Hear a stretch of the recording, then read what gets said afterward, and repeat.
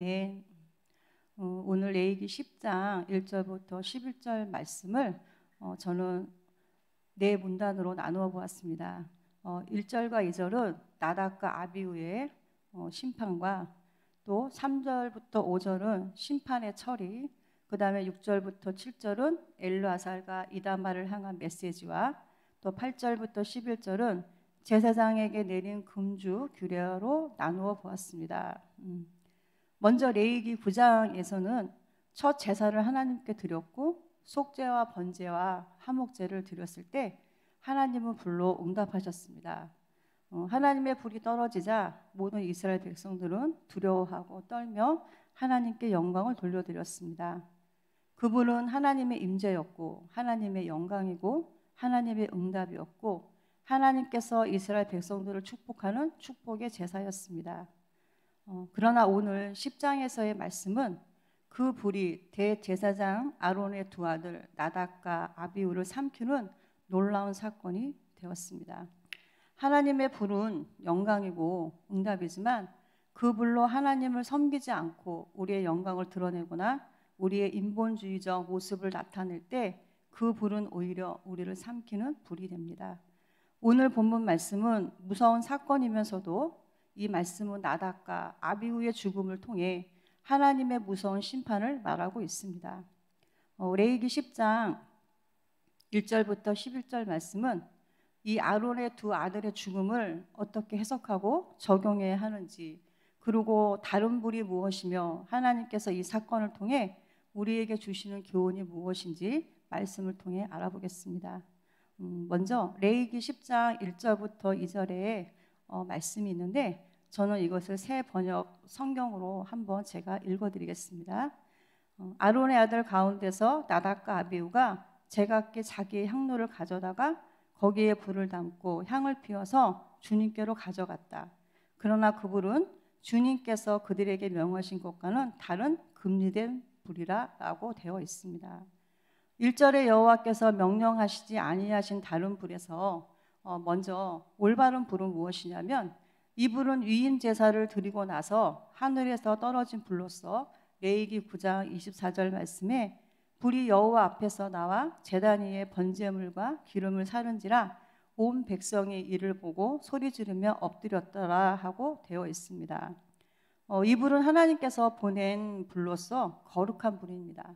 그래서 이스라엘 백성들은 이 불의 불씨를 가지고 유지했으며 제사에는 이 불씨를 가져다가 제사를 드렸습니다. 이 불은 하나님의 임재를 나타내기도 하며 하나님의 영광을 나타내기도 합니다.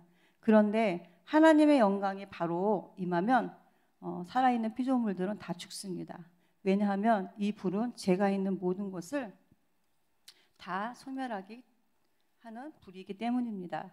그래서 그 불이 먼저 나와 죄를 소멸한 다음에야 하나님의 영광을 볼 수 있으며 누릴 수가 있기 때문입니다. 그런데 나답과 아비후는 이것을 알면서도 왜 하나님의 명령을 따르지 않았을까요? 또한 그 규례를 또 지키지 않았다고 해서 또 하나님께서 죽인 것은 너무 과한 것이 아니신가? 또 한 명도 아니고 두 아들을 죽이셨을까 생각을 해보았습니다. 그런데 그거에 대한 해답은 본문 8절과 9절에 나와 있습니다. 레위기 10장 8절부터 9절 말씀에 여호와께서 아론에게 말씀하여 이르시되 너와 네 자손들이 회막에 들어갈 때는 포도주와 독주를 마시지 말라. 그리하여 너의 죽음을 면하라. 이는 너희 대대로 지킬 영영한 규례라. 나답과 아비후는 술에 취해 있는 상태로 금지된 불을 가지고 회막에 들어가 분향했기 때문입니다. 하나님의 말씀에 불순종하고 교만하여서 제사장의 본질을 수행하지 않았기 때문에 그 불이 결국 두 아들 나답과 아비후를 불로 불태워버린 끔찍한 사건이 일어난 것입니다.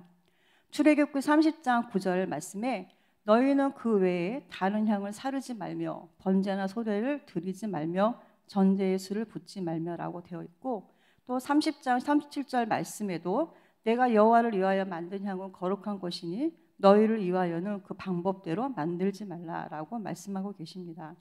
나답과 아비후는 말씀을 깊이 받아들이지 못하고 하나님의 말씀을 경홀히 여겼기 때문에 그 명령을 따르지 않고 자기의 생각과 경험, 자기의 의로 했기 때문에 그 자체가 하나님 앞에서는 큰 범죄였던 것입니다.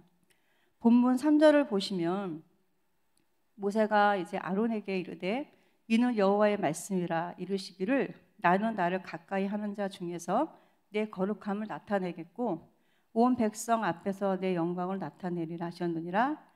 아론이 잠잠하니 라고 말씀하셨습니다. 하나님은 거룩을 제일 먼저 누구에게 나타내시냐 하면 가장 가까운 사람에게 나타내십니다. 그만큼 하나님을 가까이 하는 자, 하나님을 사랑하는 자에게 먼저 나타나십니다. 거룩함을 나타내는 것은 죄를 사하시는 것입니다. 영광은 누구에게 나타나시냐면 거룩함을 입은 가까운 사람을 통해 백성들에게 나타내십니다. 그래서 거룩한 제사장이 거룩함을 못 지키면 하나님의 영광이 나타나지 않습니다. 이것이 거룩의 원리입니다. 그러므로 나답과 아비후에게서는 거룩이 나타나지 않으니까 심판과 저주가 임하신 것입니다. 또 4절과 5절의 말씀을 보면 모세가 죽은 나답과 아비후를 밖으로 메고 나가라고 하면서 5절에 진영 밖으로 메어내니라는 말씀이 있는데 진영 밖으로란 뜻을 찾아보니까 쓰레기 장을 의미합니다. 그만큼 하나님의 심판 앞에서는 어느 것도 용납하지 않으신다는 것입니다. 우리가 그 죄를 우리 눈으로 육신으로 봤을 때는 그 죄가 아무것도 아닌 것 같지만 하나님이 보시는 관점에서는 절대 용납할 수 없는 그런 죄들이 있다는 것입니다. 그래서 6절 말씀에 보면 모세가 아론과 그의 아들 엘르아살과 이다말에게 이르되 너희는 머리를 풀거나 옷을 찢지 말라. 그리하여 너희가 죽음을 면하고 여호와의 진노가 온 회중에게 비침을 면하게 하라. 오직 너희 형제 이스라엘 온 족속은 여호와께서 치신 불로 말미암아 슬퍼할 것이니라 라고 또 말씀하십니다. 슬픔의 대상이 죽은 두 사람 때문에 슬퍼하지 말고 더 근원적인 하나님이 우리를 불로 치신 것을 슬퍼해야 합니다. 또한 하나님의 거룩이 훼손되었고 하나님의 영광이 나타나지 못하고 진노가 나타났다는 것에 슬퍼해야 합니다. 여기서 머리를 풀거나 옷을 찢지 말라 하는 것은 하나님에 대한 반항을 하지 말라고 하는 것입니다. 하나님의 말씀이 맞다고 하면서도 그래도라는 그런 개인적인 감정을 저버리고 하나님의 뜻을 깨닫고 하나님의 마음을 알아야 합니다. 10절과 11절 말씀에 그리하여야 너희가 거룩하고 속된 것을 분별하며 부정하고 정한 것을 분별하고 또 나 여호와가 모세를 통하여 모든 규례를 이스라엘 자손에게 가르치리라. 거룩함을 지키고 하나님이 주신 제사장의 직무를 소홀히 하지 않도록 제사장의 책무를 다해야 하며 사적인 감정을 저버리고 정신을 똑바로 차려서 왕같은 제사장으로 우리의 정체성을 지키고 하나님의 영광을 드러내기 위해 절제하고 금해야 할 것을 해야 합니다. 이렇게 해서 오늘 저는 이 말씀의 내용을 이렇게 정리해봤는데요. 오늘 말씀을 전하기 위해 묵상하고 깨달은 것은 우리가 하나님 앞에 드리는 이 예배가 얼마나 중요하고 가치가 있는지를 다시 한번 깨달았습니다. 나답과 아비후의 모습을 보면서 제가 하나님 앞에 예배드리는 모습이 그들의 생각과 마음과 행동이었다는 것을 발견했습니다. 저는 작년에 저의 가정 가문의 대역사하는 흑암을 사실적으로 알았고 그것이 내 안에 있는 흑암인 것을 발견했습니다. 저희 친정 가문은 술을 좋아해서 어찌 보면 술로 망했다고 해도 과언이 아닙니다. 육신으로는 술 때문에 저희 가문이 망했지만 영으로는 하나님을 떠났고 우상을 섬기는 죄 때문에 결국 사단의 저주와 재앙에 의해 무너졌습니다. 아버지는 이제 간암으로 돌아가셨고 오빠들도 술마개에 잡혀 삶이 그다지 좋지 않습니다. 저 또한 가정 가문의 영적 문제로 엄청 술을 좋아했었습니다. 예수님을 믿고 이제 술도 끊었지만 온전히 끊지 못한 것은 눈으로 보여지는 환경 때문에 또 하나님의 말씀 언약이 사상되어 있지 못했기 때문에 그것이 죄인 줄도 알면서 또 창세기 3장의 문제가 온전히 내 것으로 보이지 않았기 때문입니다. 그래서 사단은 제가 그렇게 범죄할 때마다 저에게 이렇게 미혹하는 말을 합니다. 말씀에 술 취하지 말라고 했지 술 먹지 말라고는 하지 않았다. 그리고 밖에서 먹는 것도 아니고 집안에서 먹는 건데 누가 보는 것도 아닌데 어때? 라고 하면서 생각과 마음으로 저를 유혹했고 영적인 힘이 없었기에 계속해서 저는 하나님께 범죄하였습니다. 그리고 말씀과 예배 자리에서 점점 떠나게 되고 경제의 문제가 오니까 내 힘을 의지하여 돈을 벌러 나갔었고 강단에서의 말씀을 하나도 저에게 레마로 들어오지 않았습니다. 교회 훈련은 어느 순간 다 전멸을 하고 있었고 사람들과의 관계에서도 상대방의 말은 아무런 뜻없이 저에게 이야기를 하는데 저의 자격지심에 저를 무시하는 걸로 들렸고 또 기분이 나빴습니다. 하루 종일 수고하여도 돈은 벌어지는 것이 아니고 돈은 더 새어나갔고 오히려 더 빚을 더 지고 더 큰 문제로 다가오고 있었습니다. 매사에 복음이 아닌 율법의 눈으로 사람들을 보게 되고 또 내 뜻이 이루어지지 않으면 내 속에서 짜증과 분노와 또 미움과 시기와 질투가 났습니다. 두려움과 염려는 내 하루의 삶이 되었습니다.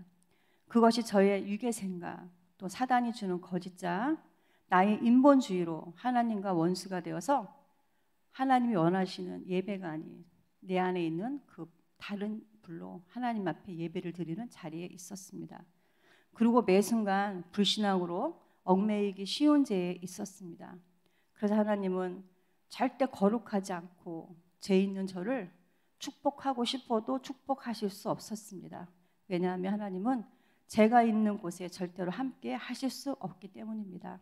고린도전서 3장 16절 말씀에 너희는 너희가 하나님의 성전인 것과 하나님의 성령이 너희 안에 계시는 것을 알지 못하느냐라는 말씀이 있습니다. 우리는 그 말씀이 이론적인 걸로만 늘 생각하고 살고 있는 건 아닌지 다시 한번 회개하고 깨달으셔야 됩니다. 저는 이렇게 살았기 때문에 내가 하나님의 성전인 것을 모르고 하나님의 성전은 그저 교회인 걸로만 알고 살았습니다. 그것이 저의 진실한 생각이고 제가 그렇게 깨닫고 산 삶이 결국은 이렇게 하나님의 저주 가운데 살 수밖에 없는 삶이 되었습니다. 하나님은 정말 정확하신 게 무엇이냐면 제가 이 본문을 하게 하신 이유가 바로 나의 죄를 깨닫게 하시고 이런 범죄 가운데 종교 생활을 하고 있는 하나님의 자녀들에게 제가 하나님 앞에서 받은 징계와 사랑과 예수 그리스도의 제사함을 은혜를 말하라고 이 시간을 허락하셨구나 하면서 하나님께 감사드렸습니다.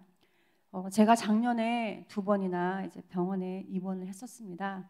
한 번은 이제 신우신염으로 입원을 했었고 한 번은 이제 자궁 적출 수술로 입원했었는데 이 질병들이 온 것이 무엇일까? 다시 한번 하나님이 그것을 창세기 3장의 영적 문제를 저에게 열어주시기 위해서 하나님께서 이 길을 행하셨습니다. 그래서 이 질병들이 온 것은 요한일서 3장 8절 말씀처럼 죄를 짓는 자는 마귀에게 속한다 말씀처럼 사단의 종이 된 저는 스트레스로 인해 육체의 질병이 왔습니다. 하나님께서는 이 질병들을 드러나게 하시면서 하나님의 뜻을 알 수 있었습니다. 질병과 경제 문제와 또 이웃과의 문제를 통하여 이것이 창세기 3장에서 온 것이라는 것을 깨닫게 되면서 영적 분별을 알게 되었고 죽는 건 생각이 아니고 철저하게 나를 내려놓고 육신을 쳐서 그리스도께 복종하는 것임을 알았습니다. 십자가의 죽음과 부활을 하나님 깨닫게 해주셨고 하나님의 말씀이 깨달아지고 말씀이 믿어지면서 아래층과의 1년 동안의 그 층간소음으로 인한 싸움이 화해가 되었습니다. 그리고 맡겼던 문제들이 조금씩 풀어져 가기 시작했습니다. 목장도 하나님께서 부흥시켜 주셨고 제가 깨어나니까 목장의 모든 가족들이 영적으로 깨어나기 시작했습니다. 호세아 6장 1절을 보면 오라 우리가 여호와께 돌아가자. 여호와께서 우리를 찢으셨으나 도로 낫게 하실 것이요 우리를 치셨으나 싸매어 주실 것이니라. 하나님께서는 나와 여러분을 거룩한 하나님의 왕 같은 제사장으로 세우시기 원하십니다. 제사장의 역할은 힘든 일입니다. 인간은 창세기 3장에 영적 문제를 타고났으며 죄인이기 때문에 본능적으로 옳지 않은 방향으로 생각하고 행동합니다. 그래서 우리는 보고 듣는 것에 유혹당하고 미혹당합니다. 생각과 마음을 늘 사단에게 도둑질을 당합니다. 그래서 우리는 매 순간마다 생각과 마음을 통해 역사하는 사단을 이길 수 있도록 하나님의 말씀을 등대로 삼고 기도와 예배와 영적 훈련을 통해 항상 깨어 있어야 합니다. 이것이 우리를 살리는 길입니다. 하나님의 자녀는 떡으로만 살 것이 아니요 하나님의 말씀으로 산다고 하셨습니다. 레위기 제사는 죄인을 구한 하나님의 구원선이기도 하며 레위기는 모든 제사는 십자가에 죽으신 예수 그리스도를 말씀하고 계십니다. 우리는 사단을 이길 수 있는 힘이 없습니다. 오직 예수 그리스도의 보혈의 피를 공로를 의지하고 나갈 때 우리는 예수님 주신 권세를 가지고 이길 수 있습니다. 예레미야 17장 5절 말씀에 여호와께서 이와 같이 말씀하십니다. 무릇 사람을 믿으며 육신으로 그의 힘을 삼고 마음이 여호와에게서 떠난 그 사람은 저주를 받을 것이라. 또 17장 9절과 10절 말씀에 만물보다 거짓되고 심히 부패한 것은 마음이라. 누가 능히 이를 알리오마는 나 여호와는 심장을 살피며 폐부를 시험하고 각각 그 행위와 그 행실대로 보응하나니. 하나님께서는 우리의 외모를 보지 않으십니다. 우리의 마음의 중심을 보십니다. 우리는 죄를 멀리 해야 됩니다. 그래야지 하나님 함께 하실 수 있고 하나님 주신 축복을 우리는 받을 수 있습니다. 그리고 우리는 오늘 복음 들었다고 해서 그 복음이 온전한 것이 아닙니다. 그래서 우리는 오늘 섰다고 해서 자만하지 마시고 내일도 복음으로 주님 앞에 바로 서 계시는 우리 큰나무교회 성도님들 되시길 정말 주님의 입으로 축복합니다. 감사합니다. 기도하시겠습니다. 사랑과 은혜가 많으신 하나님, 오늘 레위기 10장 나답과 아비후의 죽음을 통해 우리가 하나님 앞에 나와 예배드리는 우리의 마음 자세가 얼마나 중요하며 우리가 하나님의 자녀로서 거룩해야 하는 이유를 깨닫게 하시니 감사합니다. 우리 속에 거하는 더러워진 우리의 옛사람의 겉옷을 버려버리고 그리스도 안에서 새로운 피조물로 거듭나게 하여 주시옵소서. 모든 영광 주께 올려드리며 예수님의 이름으로 기도드립니다. 아멘.